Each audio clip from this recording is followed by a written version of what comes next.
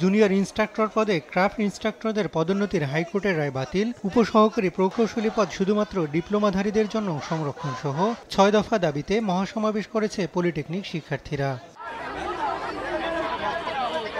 কারিগরি ছাত্র আন্দোলনের ব্যানারে রাজধানীর আগারগাঁওয়ে মহিলা পলিটেকনিক ইনস্টিটিউটের সামনে জড়ো হয় বিভিন্ন প্রতিষ্ঠানের শিক্ষার্থীরা। এ সময় ৬ দফার পক্ষে স্লোগান দেন তারা।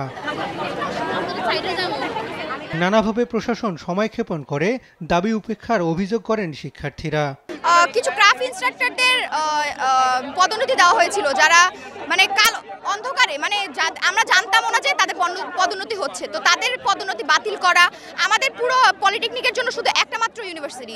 আমাদেরকে গত দেখতে পারছেন আপনারা যে আমাদের শিক্ষা অধিদপ্তরের তারা আমাদের সাথে বৈঠকে বসার কথা ছিল, কিন্তু তারা আমাদের সাথে প্রতারণা করছে, তারা আসে নাই। কারিগরি সেক্টরের যে কোনো কর্মকর্তা সবাই কারিগরি শিক্ষার আওতাভুক্ত হতে হবে, মানে আমরা অকারিগরি কেউ চাই না।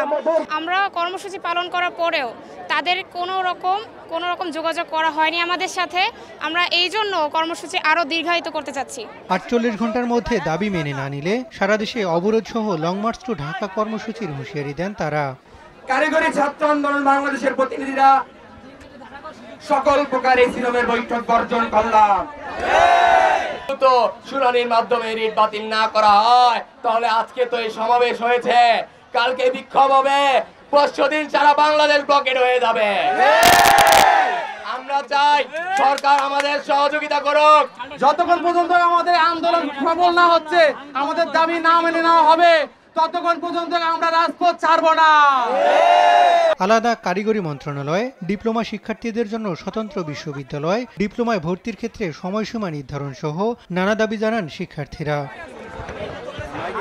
হাসান আল মাহমুদ, দেশ টিভি, ঢাকা।